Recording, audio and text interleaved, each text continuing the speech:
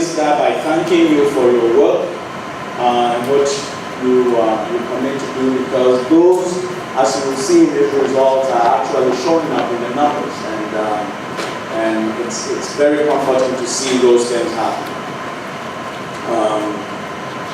So most of the time, the difficulty we have talking about these numbers is that people see a lot of numbers come through and they are aggregated and disaggregated at very different levels. That sometimes causes a lot of confusion. So I want to start by contextualizing what we are doing at USAID. All analyses are done at the household level, with the exception of Women's Empowerment in Agriculture Index, Women and Children's Anthropometrics. Okay? The rest are basically at the household level. So when we are talking about poverty, and we are talking about expenditure, and we are talking about all these numbers, I want you to think not at the individual level, and I'll show you why it's important to be cognizant of the differences of aggregation. What I'll try and do is go through very quickly the overview of the zone of influence and district level indicators. And then, hopefully, what I want to leave you with is create an excitement and create questions in your mind that will help us connect your project and your initiatives and results to the PBS and to the global objectives that we have for this whole project in Ghana, the Field Future Initiative in Ghana. And as Brian said, the story is not going to be told about your individual project. It's going to be told at the Field Future level. And so we need you, as you listen through this presentation, to connect it to what you do. And then I want to invite you to engage with us in exploring why we have the results we have. Because what we've done is basically go in and collect data. And you have information on the things you are doing. We need to be able to explain it. So we need your content to be able to at least explain why we are getting the results we are getting, or not getting the ones that we are not getting. Okay? And so let me then talk about the fact that we'll create time for us to converse through the whole process. As most of you know, the indicators that are of interest to USAID can be broken into 4 major groups. The anthropometric outcomes, basically looking at women and children, underweight women, underweight children, stuntedness, wasting children. We are interested in the dietary component, looking at household hunger and women's dietary diversity. This year we've added consumption of nutrient-rich value chain commodities. The good news for us, I say the news because as an analyst, I was only dealing with one product, is that in Ghana our value nutrient-rich commodity is only soybeans. Okay? So we've added that, and we'll talk a little bit about that. And then we're looking at minimum acceptable diet and exclusive breastfeeding. Our presenter from Ministry of Health yesterday talked about why we should feed children exclusively with breast milk for 2 years, and there was laughter in the room because of the impracticality of that option for the individual. The economic well-being dimension is a major indicator because it's almost like a litmus test of how we are doing. And so I'll spend quite a bit of time talking about that, and that's looking at poverty prevalence and expenditure per capita. And then we'll look at the 9 achievements that describe the women's empowerment. And as those of you who've been here longer know, in 2012, we calculated a single index of women's empowerment. This year, DFS is asking that we do not present that, but look at the achievements in the different components that define women's empowerment. So we present that too. Okay. So let's go through the demographics quickly.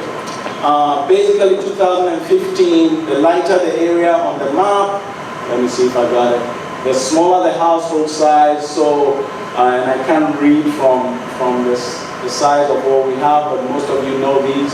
The darker the area, the larger the household size that we have in that area. And I talk a lot about household size because it does have an impact on the numbers, because you are doing your analysis at the household level.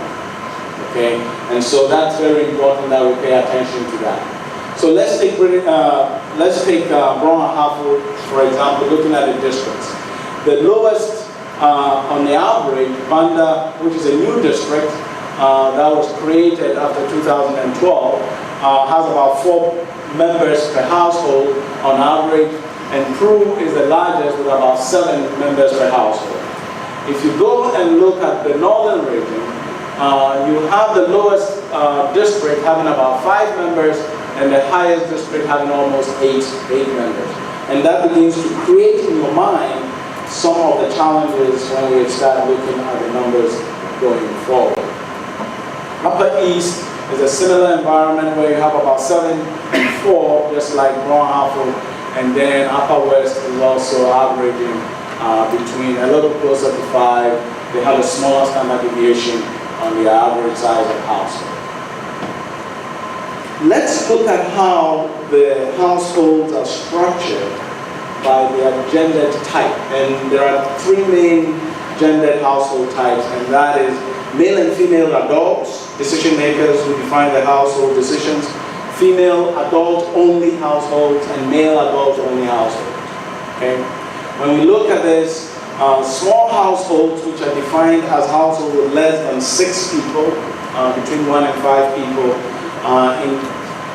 account for about 29% of male and female adult households, half of them being medium-sized households. Those are households with between 6 and 10 people. And large households account for about 21%, and those are households with more than 11 or more people in them. Now, when you switch it and look at the gendered household type now from the perspective of the size, what we find is that male and female adults households account for about 80% of small households, 95% of medium households, and almost all of large households. So in large households, you have dual decision makers mostly. Okay? Now, and I'm not presenting any interpretation of the results, primarily because, as I said earlier, I want this to trigger questions and excitement in what you are doing as we go forward. Okay? So, looking at education and household size, in the total sample, about 57% of people without education was what we found, 16% with primary education, and about 25% with secondary education. When you break it down along the small and medium and large household sizes, what you find is that the small household sizes tended to have a larger number of people without education than the population did. All right? And then we tried to look at the religion distribution in that area. 44.5% of all households presented Islam as their major religion, about 39% with Christian, and then the remainder in other. But when you look at it at the district level, 48% of districts had as the majority Christian being the household religion, and the remaining 52 having Islam. And so that is interesting when you now dig a little deeper into the structure and get a sense of what is going on.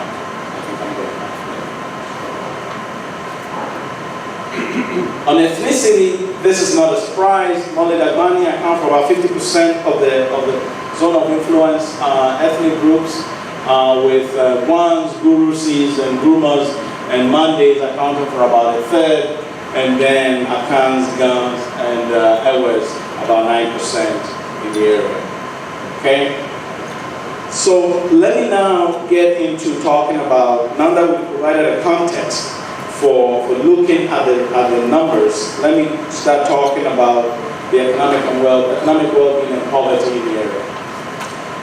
It's extremely important that we recognize how we did this thing, or how the data is organized, because understanding the way it's done allows us to understand what the numbers mean.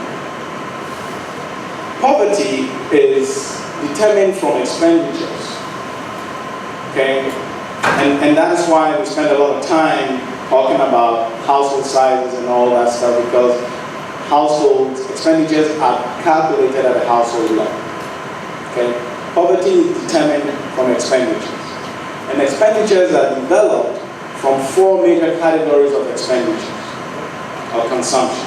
Food, housing, durables, which include anything that lasts longer than a year, and non-durables, expenses like education, health, beauty care, grooming, firewood, stuff like that. And then we use the $1.25 threshold, which we used in 2012, so that we can compare them. Okay? The first thing that comes is, how do you do that? Okay? Well, first we ask respondents a lot of painful questions. Okay? Think about it. You walk into somebody's home and you ask them to tell you how much they spent on food over the last 7 days, how much they spent on education over the last month or 12 months, how much they spent on rent, and this person has never rented a home before. So how do you get it? Well, you try to get them to give you an idea. And so you ask them, if they were going to rent the house they live in, how much would they pay for it? And they look at you as if you are crazy, because they're not going to do that, right?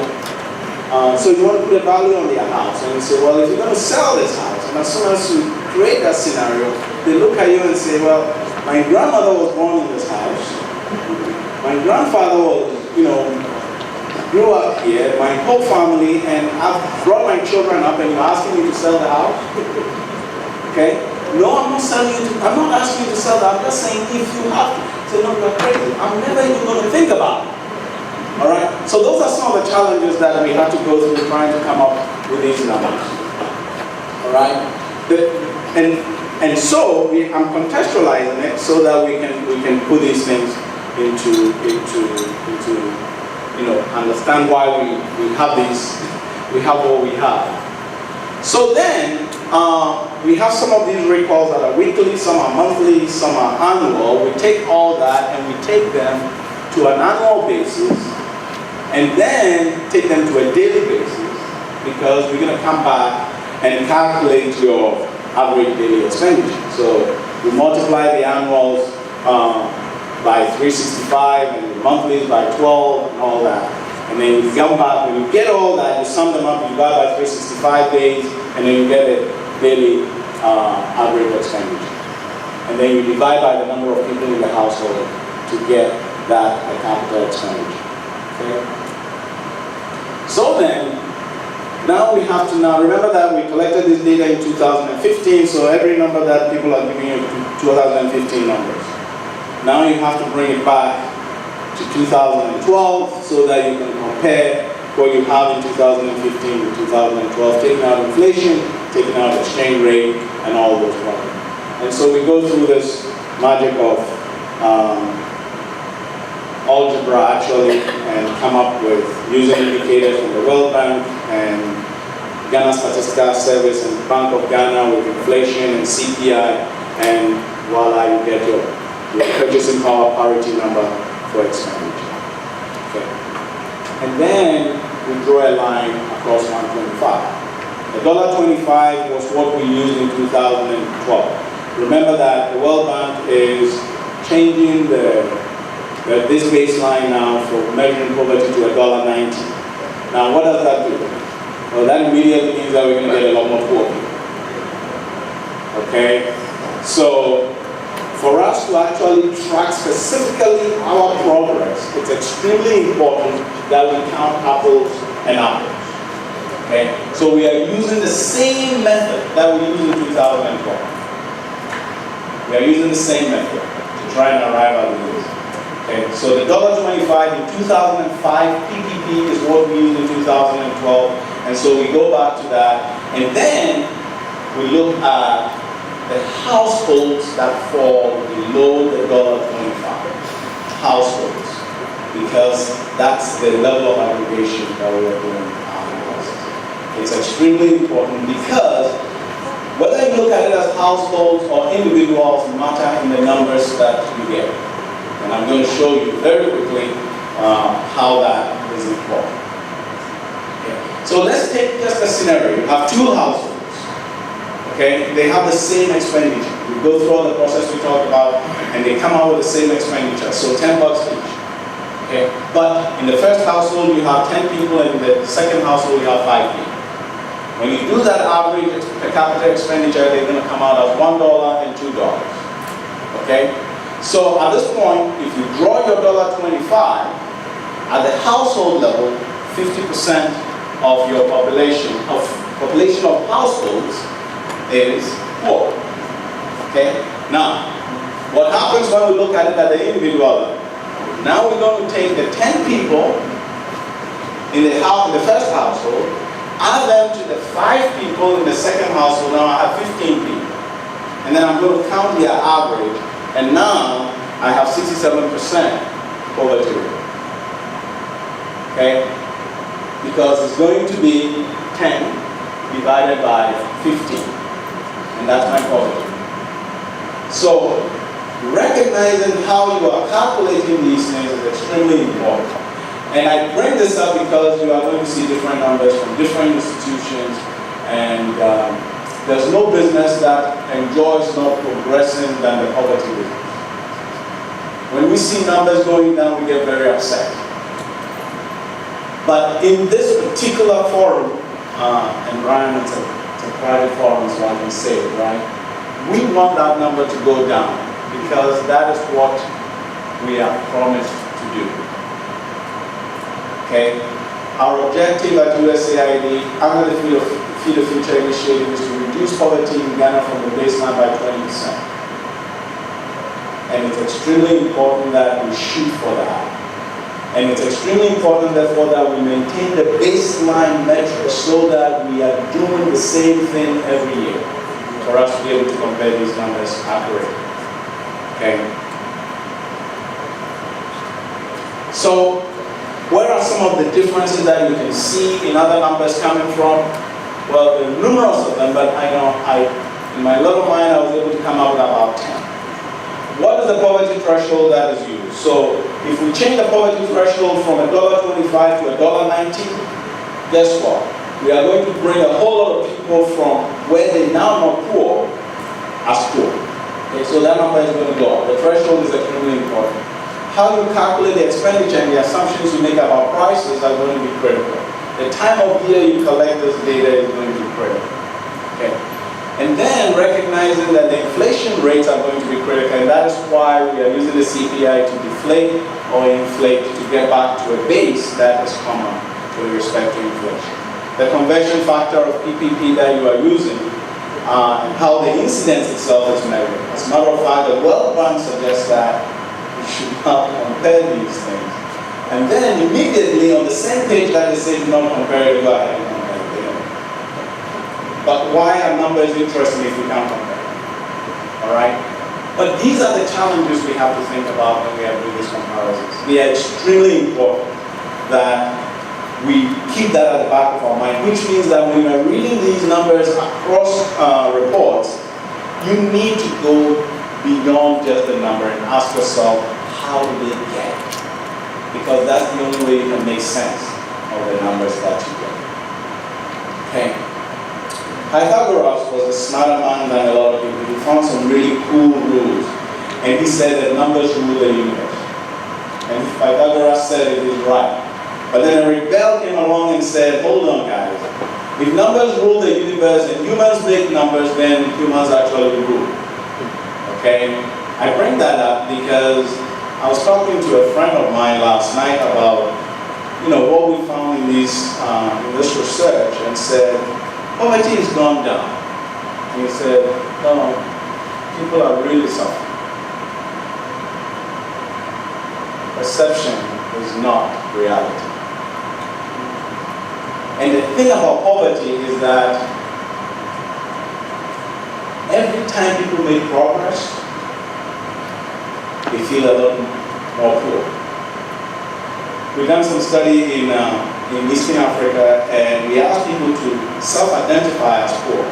And interestingly, the people who are telling us that they are poor self-identifying as poor are the people who have 2 cars in their garages. All right? And that's because they have 2 cars.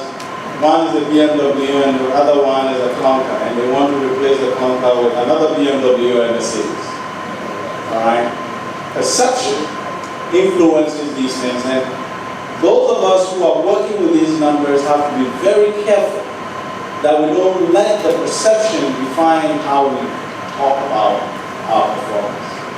And so I'm going to throw a whole lot of them at you, and hopefully we'll have time to chat about what these numbers are. So let's look at them, changes in expenditure between 2012 and 2015. Okay? All households in our sample, expenditure went up by about 19%. Okay? For male and female adult households, we saw about 28% improvement in expenditure, 44% for female-only adult households, and I want you to note that because we'll come back to it later on. 44% for female adult-only households, and just about 23% for male adult-only households. Okay. Now we look at poverty, what you find is, in the zone of influence that we are working in northern Ghana, we experienced between 2012 and 2015 a reduction in poverty of about 17%. We are moving in the right direction, which is good. Okay? In male and female adult households, it went down a lot more, about 28%, and then it went up for female adult-only households, 46%, and up for male adult-only households. Now, it went down overall because of the size. Remember the household, the distribution of male and female adult households. Okay? But it also tells us something about the social structure and effects on poverty. And we'll connect that to women's empowerment later on. Okay? Because what we find here is that the economic system depends on pulling together.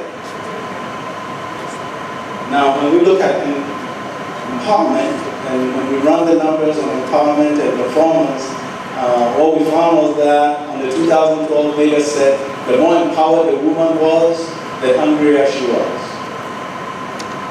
And I think I was telling Brian and some of our guys at USAID the story that when I got my wife to answer the questionnaire on empowerment, she came out as extremely unempowered because she discusses every shoe she buys with me because she just wants me to feel bad that she's spending money on shoes, and that's her passion, and that's okay.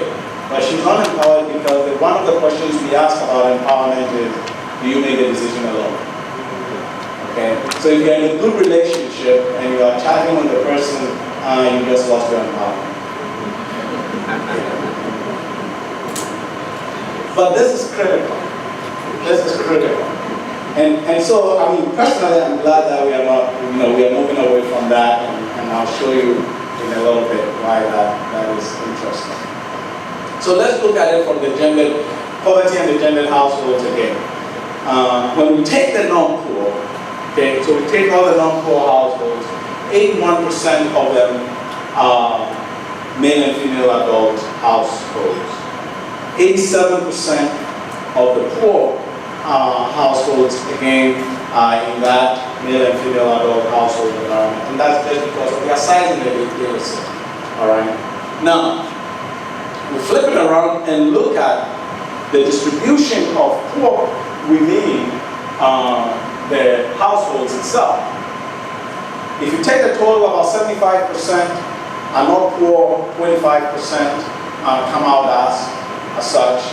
Now, you look at the MFA, male and female adult, 73, not poor, female only, 81%, not poor, male only, 83%, not poor. Okay.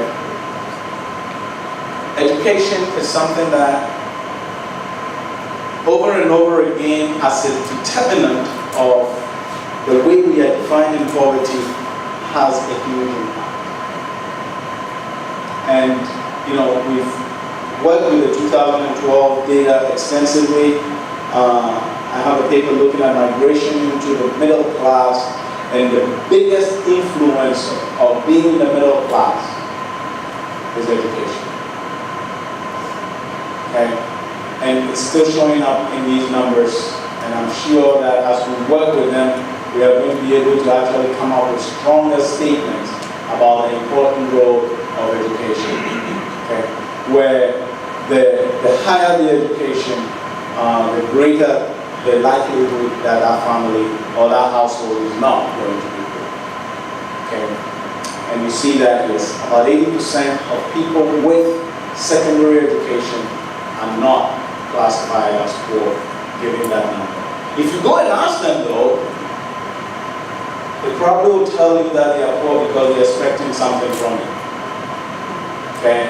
The way we structured our conversations about poverty is that if you are poor, you get a gift. Okay? So self-identification can be dangerous, and that's why having an objective approach like this is helpful. Okay. Now let's talk about inequality, because it's one of the indicators that we are interested in, and it comes up. Are the structures we are putting in place creating a larger inequality in our society? And if they are, what are the things we should do about it? Okay. 2012, about 54% of the top 20, the top 20 accounted for about 54% of consumption. In 2015, that number has gone up to about 59%. The bottom 20 share of total consumption went down from 4.4% to about 4%. And that, given the numbers, is actually statistically significant.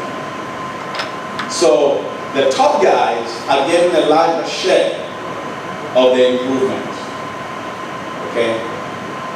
When I calculated that, I immediately thought, okay, let's look at how this compares to a rich country like the United States. Okay. 2014 numbers from the US gives us exactly the same distribution. The rich are going to get richer. And that is not an original quote. Somebody said it long before. And that's because they get resources that they can transform into other things. So as we work on our projects and we think about this, we need to think about how we minimize this distribution of benefits across. Okay? So what we find here is that the mean is in the lighter color, and the mean expenditure for all classes, all the bottom 20 through the top 20, all went up. But you look at it, and what you find is that the mean for the bottom 20 went up by only 2%, and the mean for the top 20 went up by a whopping 31%. Okay?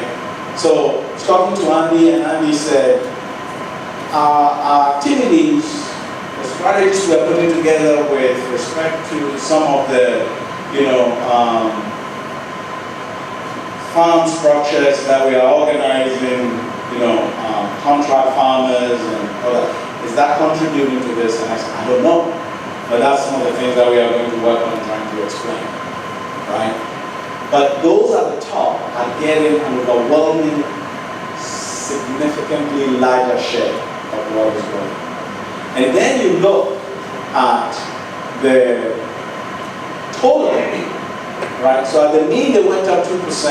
When you now look at their total expenditure, it went down 11%, while the top 20 went up about 10%. And then their share went down 12%, and the top 20 went up about 9%. Okay? So this is happening, and I didn't want us to beat ourselves that it is something that is against us. It is happening in a lot of different places, including the United States. And you hear this election here in the US, this talk about the poor and the rich, the top 1% and all that stuff. you're going to hear a lot of it. But I just wanted to contextualize it and create the seed in our minds as we go through the conversation about this inequality, because it does have an impact on what we do. Okay.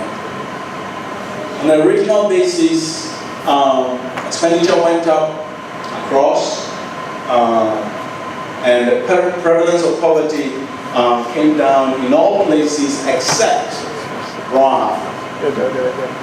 And this is important again because if you look at it, Upper West, right, expenditure change was about 67%, our poverty change was about 28%. Upper East, 29, 14% decline, right? Northern region, 34% increase in expenditure at the mean and 24% decline in poverty. And then you look at Ron-Hafo, and it's a smaller sample. Let me remind you, we are sharing that the total sample is small, but it increased. Where are we spending most of our intervention resources?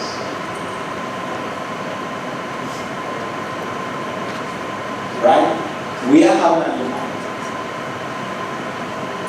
We are having an impact. Okay? And I just wanted us to look at that and recognize that at the zone of influence level, what this graph tells me is that where we are spending time and resources is actually producing this macro result. Okay? Because the bulk of it is in those three northern regions. And the seven uppermost districts of Ron-Hafo, which are included in this, are not getting as much resources. So we are having an impact in what is happening. Okay? I'm going to shift and talk about food security and nutrition because that's the other component, and I'll run a little more faster through this end so that we can have time to chat. Okay. This graph shows us the percent of households that were experiencing hunger in the week before we collected the data. Okay? Went up slightly in Ron-Hafo and went down everywhere else. Overall, we went down from 39% in 2012 to 30% in 2018. Problems. Can we claim that the work we are doing is leading to these results? Not yet, but we'll find it. We'll find out with the data and the conversation that we have with you in terms of what you are doing. We might be able to confirm the associations. But we know that this is what has happened. Okay? Education. If you have secondary education, there's a greater probability that you are going to be, there's a less likelihood that you are going to be hungry than if you didn't have any education. Okay.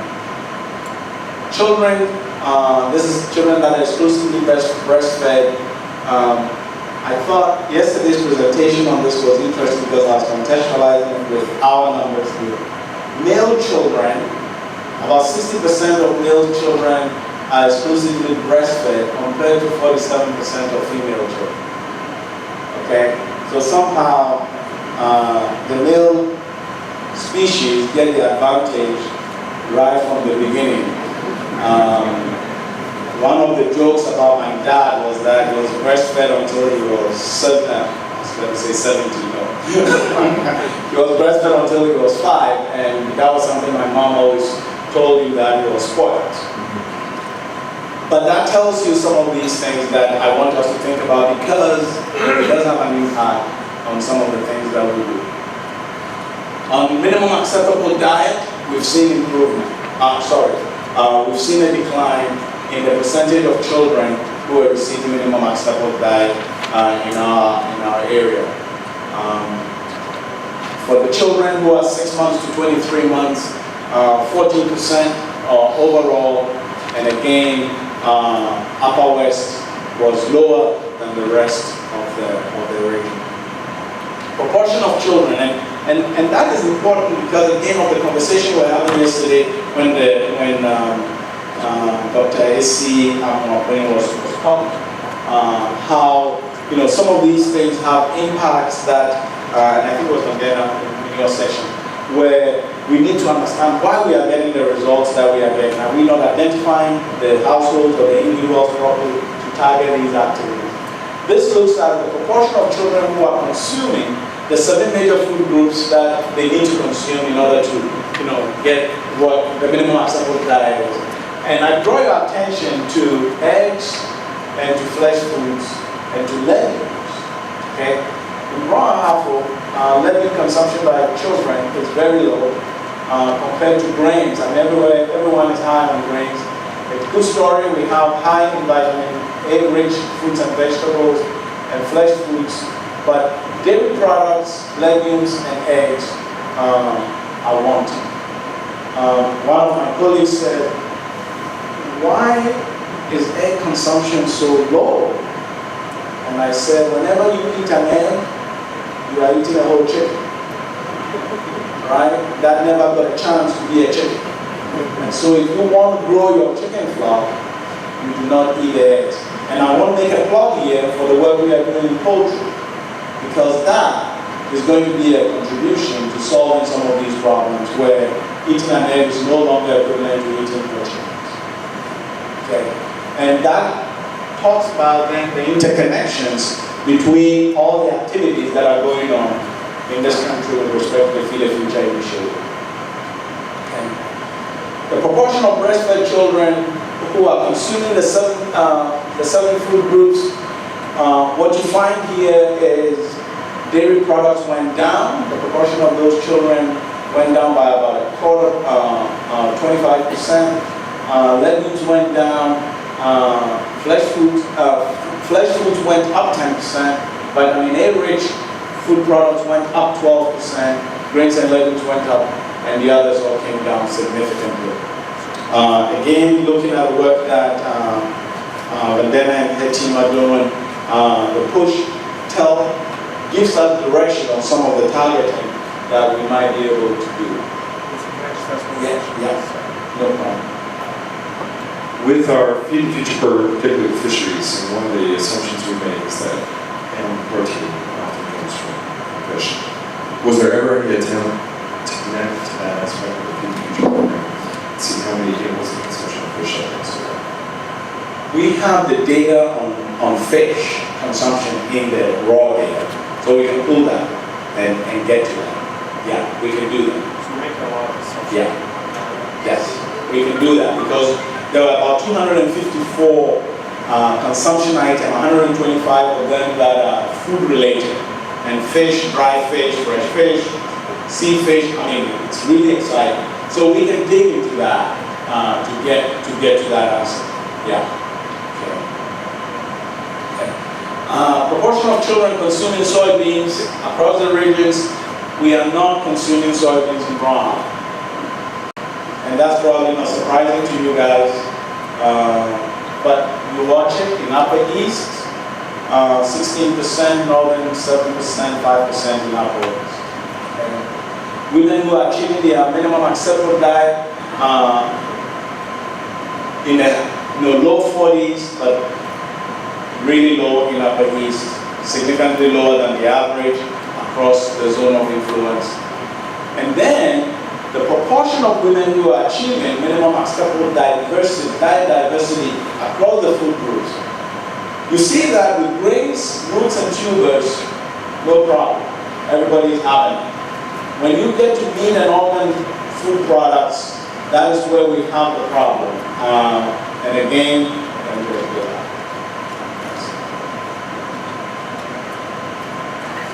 What are you doing with this? Stop.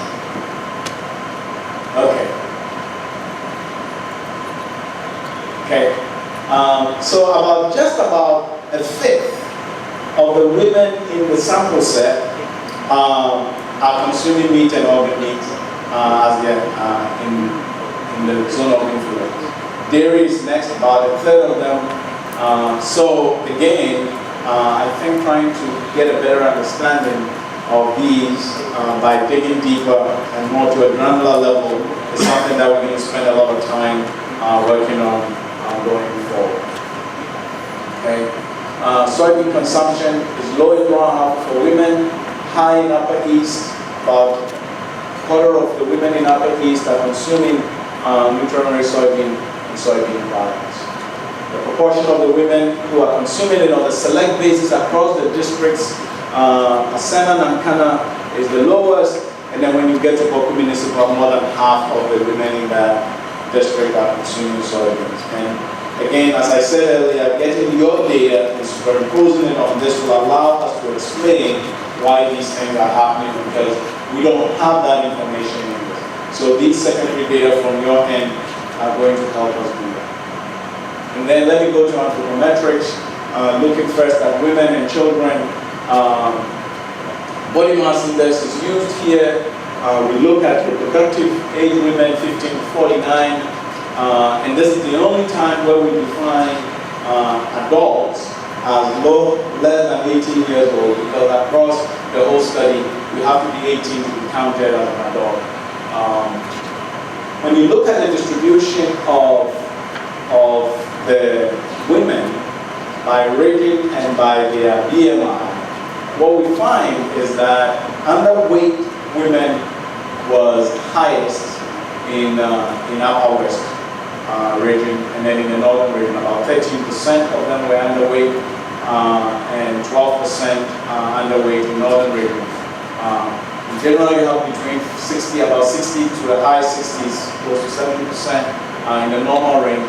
But then we look at the overweight and obese is highest in Guanajuato, and then lowest probably in the northern region. Okay. We are going to look at explanations for these. As I said, these are your averages, and then we're going to try and figure out why we have the numbers that we do. By household size, what we found was that there is a statistical significant negative correlation between BMI and household size. So the larger the household size, the greater the probability that a woman in that household is going to be underweight. Okay? And what that's telling us again is about availability of food. The larger the household size, all things remaining unchanged, right, you're going to have a greater risk. Okay? Which again, when you connect it to education and to all the other indicators, provides some very interesting results going forward. Okay. The lighter the color on this map, right, the lower the underweight proportion of children in that. So when you look at it on the eastern side of our zone of influence, you have the districts that are showing greater underweight numbers of children, and then this is stunted-ness. Again, the red shows where we have larger incidences of stunted-ness and then wastefulness in the same way. So once again, what you find is that in all three measures of this anthropometric indicators for children, the challenge is to the eastern side of the zone of influence. Okay, and what does that tell us? What are your projects doing that can help us explain these differences? And then let's talk about the WEA, Women's Empowerment in Agriculture Index. I said that it's not an index, it's actually talking about the achievements that they've had in 5 different domains: production, resources, income, leadership, and time. Okay. In all the 9 indicators, all right, that form the WEA, what we found between 2012 and 2015 was that every one of them increased. Women expressed more adequacy in everyone except control over the use of income they generate and their leisure time. Okay, so my explanation is they're making more money they can spend, and they don't have a lot more time to relax. They are working too hard. And when I saw the control over the use of income going down, it reminded me of a story that Brian shared with me a while ago in a project that it did with women, increasing women's economic performance in Uganda. And I probably won't tell it right, Brian, so you can repeat it if I screw it up. But they The project helped women grow bananas, and when the bananas were harvested, the men took the bananas to the city to go and sell them. And then they never came back for 2 weeks. And then when they showed up, they came with a brand new bicycle and another woman behind them. Okay? So, is that happening here? Where, they're working hard, income has gone up, but they are not getting control over their resources. And as a result of that, they are not as happy with the time they have to relax. Okay? Again, these are preliminary indicators that allow us to start asking why do we have these numbers and how can we explain them. And we are going to depend on you and your projects to help us get to the bottom of this. Okay? So, what have we learned in this brief conversation? Expenditures have gone up, and I want to make a point. We use expenditures as proxies for incomes, which means we are not measuring savings. Okay? And as we all know, as your income goes up, you are not going to spend them all on things. You are going to start saving. If we use this, if we continue to use this without shifting how we do it, at a particular point in time, we are going to get wrong numbers because we are not capturing the full amount. The marginal effect of income increases is lower than one beyond a certain point.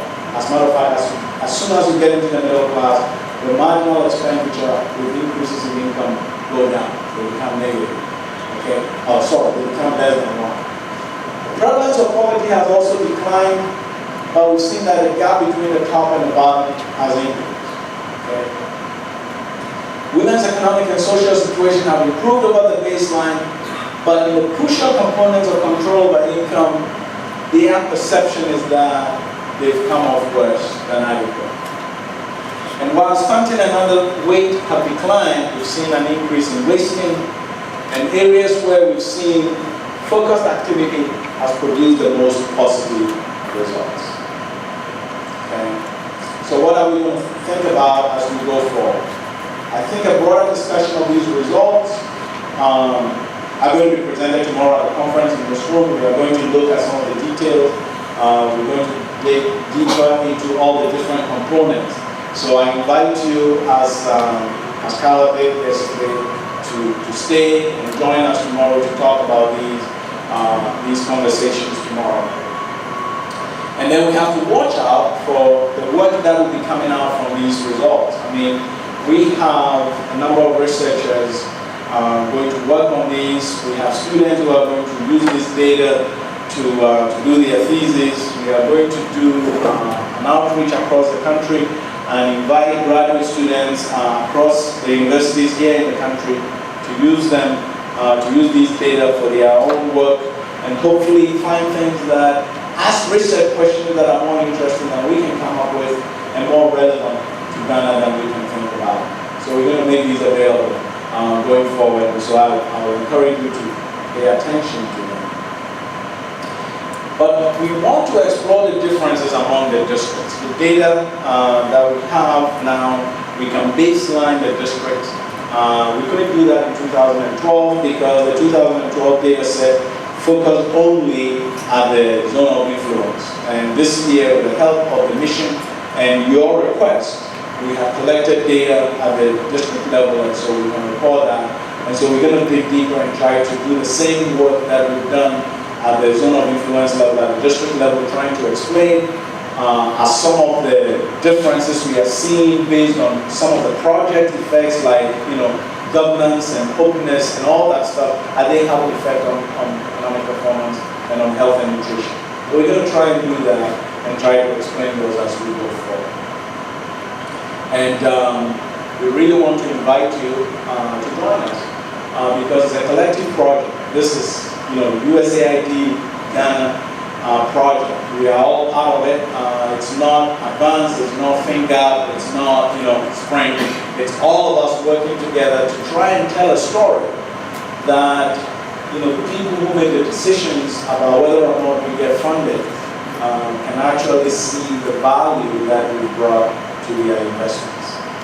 So with that, I want to thank you for being so kind and listening to me, and I think we have some time